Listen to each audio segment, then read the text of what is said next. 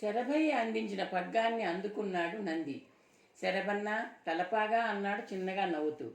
శరభయ్య వరహాల సంచిని భార్య చేతికి అందించి 2 చేతులతో తన తలపాగా తీసి జాగ్రత్తగా నంది తల మీద అమర్చాడు. తన మెడ మీద నుంచి 2 వైపులా వేళ్లాడుతున్న 2 ఉత్తరీయాలను నంది మెడలో వేశాడు. వెనక్కి తిరిగి 2 చేతులతో ఎద్దు ముఖాన్ని ప్రేమగా నిమిరాడు. రాముడు, వెళ్ళిరారా, సుఖంగా బతకరా అన్నాడు. రాముడు తలాడించింది. గంటలు గలగలమన్నాయి. శరభయ్య ఎద్దు మూపు వైపు వెళ్ళాడు. దాని వైపున్న ఒక పంచెను తీసి నేల మీద పరిచాడు.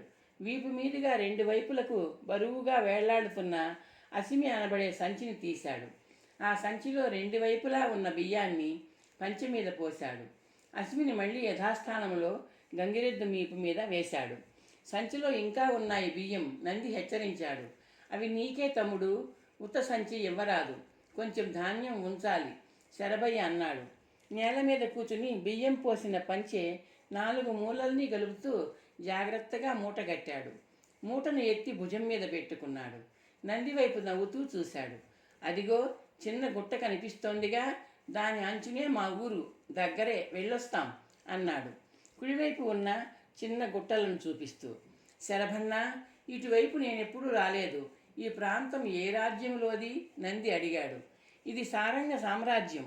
ఓ, మన సారంగ సామ్రాజ్యం పొలిమేర ఎంత దూరం? నంది అమాయకత్వం ధరించే కంఠంతో అడిగాడు. అర్ధమండలం ప్రయాణం చేస్తే గాని మన రాజ్యం ఎల్లలు దాటలేం శరభయ్య అన్నాడు. అర్ధమండలం అంటే తెలుసా? తెలుసన్నా, 20 దినాలు. నంది చిన్నగా నవ్వాడు. అటు వెళ్ళాలనుకుంటున్నావా? ఇన్నాళ్ళు మన రాజ్యంలోనే గానుగెద్దులా తిరుగుతూ ఉండిపోవాల్సి వచ్చింది. ఇరుగు పొరుగు రాజ్యాలు చూడాలనుకుంటున్నాను నంది అన్నాడు. మంచిదే, మనిషి ప్రపంచాన్ని చూడాలి. మన రాజ్యానికి పొరుగున ఉన్న దర్శన రాజ్యానికి మధ్య పొలిమేరలో ఏపుగా పెరిగిన కొబ్బరి తోటల మధ్య చిన్న ఏరు పారుతూ ఉంటుంది. ఏరు చిన్నదే అయినా పేరు పెద్దేరు. దాన్ని దాటితే పొరుగు రాజ్యంలో ఉన్నట్టే. దారిలో జనావాసాలు తగులుతాయి, చెదురు మొదురుగా ఉంటాయి. ఉదయం ఒక ఊరైతే రాత్రికి మరో ఊరు, అలా తగులుతూ ఉంటాయి. నీ తిండికి రాముడి మేతకు లోటు రాదు. చెయ్యి చాచితే లేదు అనే గడప లేదు శరభయ్య ధైర్యం చెప్పాడు. మళ్ళీ గంగిరెద్దు రాముడి దగ్గరగా జరిగింది. ముందుకు వంగి తన చెంపను దాని ముఖానికి ఆంచింది. తగ్గుస్వరంతో రాముడు రాముడు అంటోంది. ఎద్దు ముఖాన్ని ప్రేమగా నిమిరి ఎడంగా జరిగి దాని కంఠాన్ని కావలించుకుంది. రాముడు, వెళ్ళిపోతున్నావా? బొంగురు కంఠంతో అందామె. గంగిరెద్దు రాముడు తలాడిస్తోంది. శరభయ్య భార్య దగ్గరగా జరిగి ఆమె భుజం మీద చేతిని వేశాడు. మళ్ళీ లే, వెళ్దాంరా. మళ్ళీ రాముడి కంఠాన్ని వదిలి నిలుచుంది. కన్నీళ్లతో ఆమె బుగ్గలు తడిసిపోయి ఉన్నాయి. రాముణ్ణి భద్రంగా చూసుకో అన్నా అందామె. ప్రాణంలా చూసుకుంటానమ్మా, బాధపడకు నంది ఓదార్చాడు. ఆమె మెడలోంచి వేళ్లాడుతున్న చిన్న డోలును తీసి నందికి అందించాడు శరభయ్య. నంది డోలును మెడలో వేసుకున్నాడు. శరభయ్య మళ్ళీ చెయ్యి పట్టుకుని తమ పల్లెటూరి వైపు నడిపించుకు వెళ్తున్నాడు. మళ్ళీ 2-3 అడుగులకు ఒకసారి తల తిప్పి గంగిరెద్దు వైపు చూస్తోంది. కళ్ళు తుడుచుకుంటోంది. ఆమెను నిరాశపరచడం ఇష్టం లేని నంది అక్కడే నిలుచుని ఉండిపోయాడు. లాలస నివ్వెరపాటుతో లేచి నిలుచుంది. నంది తల మీద తెల్లటి చుక్కలతో ఎర్రరంగు తలపాగా, అతని వెనక గంటల చప్పుడుతో నడుస్తున్న ఎద్దు ఆమెను ఆశ్చర్యప్రతిమలా మార్చివేశాయి. నేనే, నంది నవ్వాడు. ఆ తలపాగా ఏమిటి? ఆ ఎద్దేమిటి? ఎక్కడ దొరికాయి? లాల్స గుడ్లు పెళ్లగించుకుంటూ అడిగింది. గుర్రం ఎద్దు వైపు ఎర్రటి కళ్ళతో గుర్రుగా చూస్తోంది. నంది ఎద్దును గుర్రానికి దూరంగా పచ్చికలో కట్టేశాడు. గంగిరెద్దు ఉత్సాహంగా పచ్చిక మేయసాగింది. నంది లాలస దగ్గరగా వచ్చాడు. పచ్చిక మీద కూర్చుని తలపాగా తీసి జాగ్రత్తగా కింద పెట్టాడు. తన ముఖంలోకే ప్రశ్నార్థకంగా చూస్తూ బొమ్మలా నిలుచున్న లాలస వైపు చిరునవ్వుతో చూశాడు. కూర్చో లాలస, సందేహాలు తీర్చి నీ ఆశ్చర్యాన్ని తరిమేస్తాను. లాలస మాట్లాడకుండా కూర్చుంది. ఆమె చూపులు నంది ముఖం మీదే ఉన్నాయి. ఈ గంగిరెద్దుతో భార్యాభర్తలు వచ్చారు. మనం ఇంకా సారంగ సామ్రాజ్యంలోనే ఉన్నాం. 20 దినాలు ప్రయాణం చేస్తే గాని ఈ రాజ్యాన్ని దాటలేం. మన కోసల సారంగ రాజపరివారం అన్వేషణ సాగించే అవకాశాలున్నాయి. మన గురించి సారంగ ప్రభువుకు తెలిసినట్టుంది. కళింగ యువరాజుకి సారంగరాజుకి స్నేహ సంబంధం ఉన్నట్టుంది. కళింగరత్న ఇరుగు పొరుగు రాజ్యాలలో మన గురించి వర్తమానం అందజేసి ఉంటాడు. కామరూప రాజ్యం చేరేదాకా మనకు రక్షణ లేదు. అందుకని మారువేషాల మాటన దాగి మనం ప్రయాణం చేయడం క్షేమం అని భావించాను. అందుకే అదనులో అందివచ్చిన అదృష్టాన్ని అందిపుచ్చుకుని గంగిరెద్దును కొన్నాను. నంది ఆగి లాలస వైపు చూశాడు. లాలస అర్థమైనట్లు తల పంకించింది. అంటే మనం గంగిరెడ్డి వాళ్ళలాగా వేషాలు వేసుకోవాలి, అభ్యంతరం లేదుగా? నంది అడిగాడు. లేదు, లాలస అంది. అయితే వేషం ఎలా చేసుకోవాలో నాకు తెలీదు. గంగిరెద్దు శరభయ్య భార్య మల్లి వేషం ఆమెది వేషం కాదు, సహజమైన వస్త్రధారణ. నువ్వు ఆమెలాగా రూపొందాలి. ఆమెను నేను చూసి ఉంటే బాగుండేది, లాలస సాలోచనగా అంది. నేను చూశాను, ఆమె వస్త్రధారణ ఎలాగుందో చెప్తాను. నంది ఏదో ఆలోచన తట్టి పైకి లేస్తూ అన్నాడు. మన వేషధారణకి సరిపడే వస్త్రాలు గంగిరెద్దు మీద ఉన్నాయేమో చూస్తాను. లాలస గంగిరెద్దు వైపు వెళ్తున్న నందినే చూస్తూ ఉండిపోయింది. చూస్తారేమో, పట్టుకుంటారేమో అంటూ అనుక్షణం భయంతో నరకయాతన పడటం కన్నా ఎవరూ పోల్చుకోవటానికి వీలు లేకుండా మారువేషాలతో ప్రయాణం చేయడం మంచిది. నంది ఆలోచనల్లో ముందు చూపు ఉంది. నంది నవ్వుముఖంతో తిరిగి వచ్చాడు. అతని చేతుల్లో ఆకుపచ్చ రంగు చీర, ఎర్ర రంగు పంచె ఉన్నాయి. గంగిరెద్దు మూపు మీద ఇంకా చీరలు, ధోవతులు ఉన్నాయి. దాతలు ఇచ్చే వస్త్రాలన్నింటినీ గంగిరెద్దు మీద అలంకరించడం గంగిరెద్దుల వాళ్ళ వాడుక. చీరను లాలసకు అందించాడు. ఈ చీర కట్టుకో లాలస, కుచ్చెళ్ళు పాదాల మీద పడకూడదు సుమా, పాదాలకు జానెడు పైన ఉండాలి.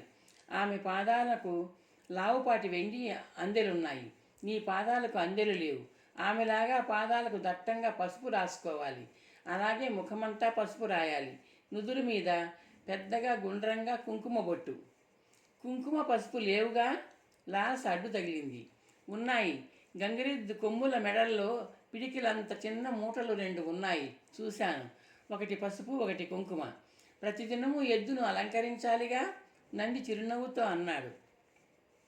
గాజులు లేని చేతులను చూపిస్తూ అంది లాలస.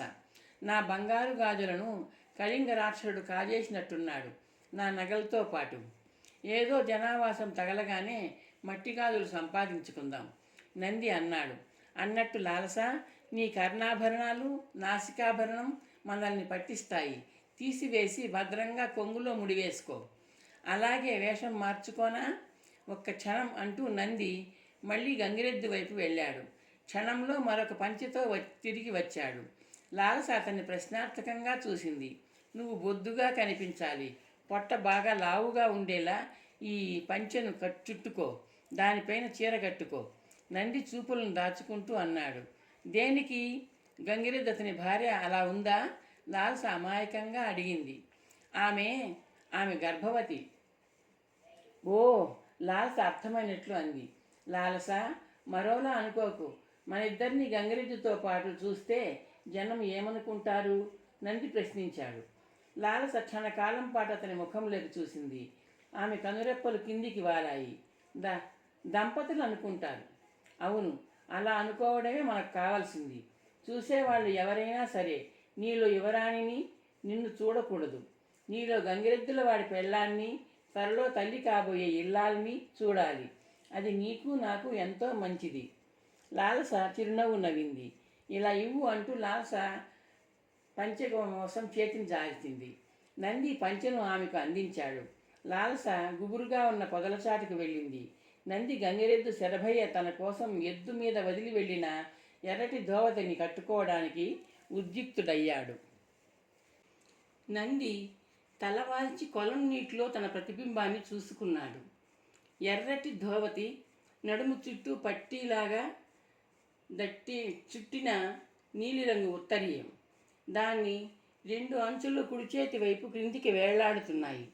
మెడ మీద నుండి 3 రంగుల ఉత్తరీయాలు క్రిందికి జారాయి. తల మీద శరభయ్య తలపాగా, తన తండ్రి చెల్లెలు కూడా తనను పోల్చుకోలేరు. నంది తృప్తిగా నవ్వుకుంటూ వెనుతిరిగాడు. చెట్టు క్రింద నిలుచున్న లాలస వైపు ఆశ్చర్యంగా చూశాడు నంది. ఆకుపచ్చ రంగు ముతక చీరలో కొత్తగా కనిపిస్తుంది ఆమె. చీర కుచ్చెళ్ళు పాదాలకు జానుడు పైన ఉన్నాయి. నంది చూపులు పైకి ప్రాకాయి. లాలస సన్నటి నడుము మాయమైంది. 6-7 నెలల గర్భవతిలా కనిపిస్తోంది ఆమె. ఆమె చెవులు ముక్కు బోసిగా ఉన్నాయి.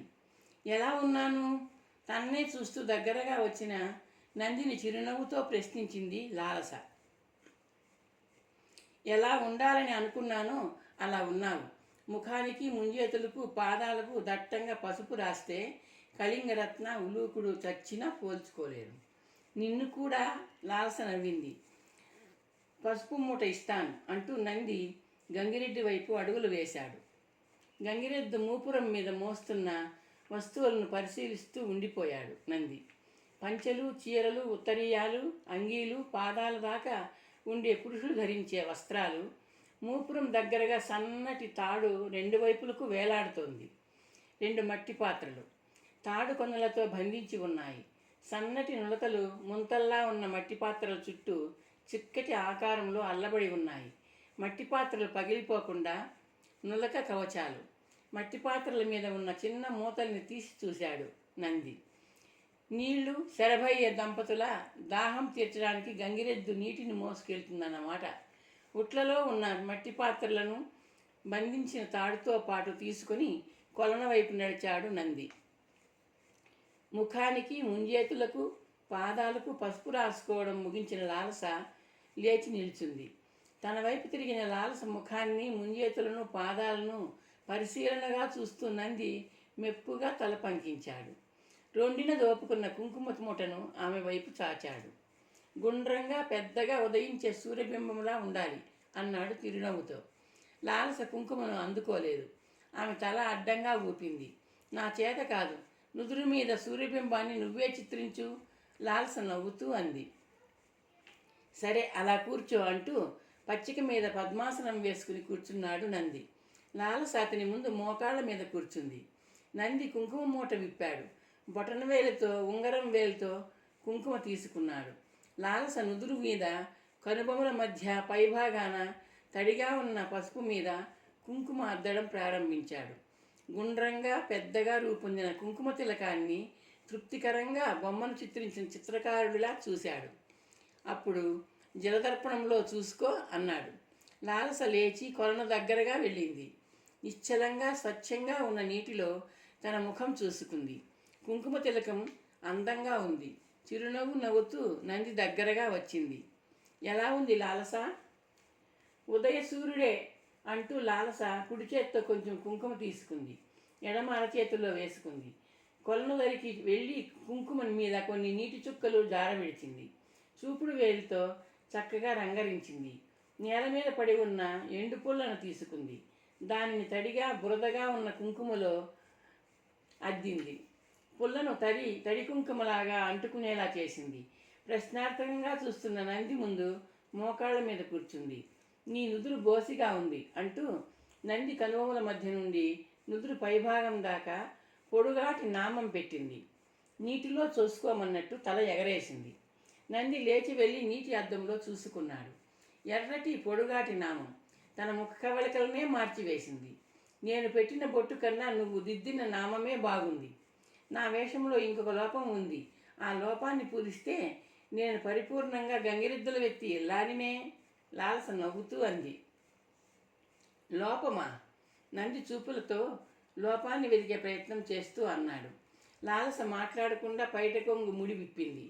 కుడి అరచేతిని ముడివిప్పిన చోట బోర్లించి బిగించిన పిడికిల్ని నంది చూసేలా పట్టుకుంది. నంది కళ్ళు చిట్లిస్తూ చూస్తున్నాడు. లాలస అతని వైపు చిరునవ్వుతో చూస్తూ పిడికిలి విప్పింది. ఆమె చేతిలో చుట్టగా చుట్టిన సన్నటి నులక ఉంది. ఆ నులక పసుపు వర్ణంలో ఉంది. నువ్విచ్చిన చీర కొంగులో ఈ నులక దొరికింది. పసుపు పూసి పసుపు తాడుగా చేశాను. నన్ను గర్భవతిగా గంగిరెద్దుల వాడి భార్యగా చూసిన వాళ్ళు నమ్మాలంటే నా మెడలో పసుపు తాడు ఉండాలి. ఇదిగో తీసుకో, నా మెడలో కట్టు నంది అంది లాలస.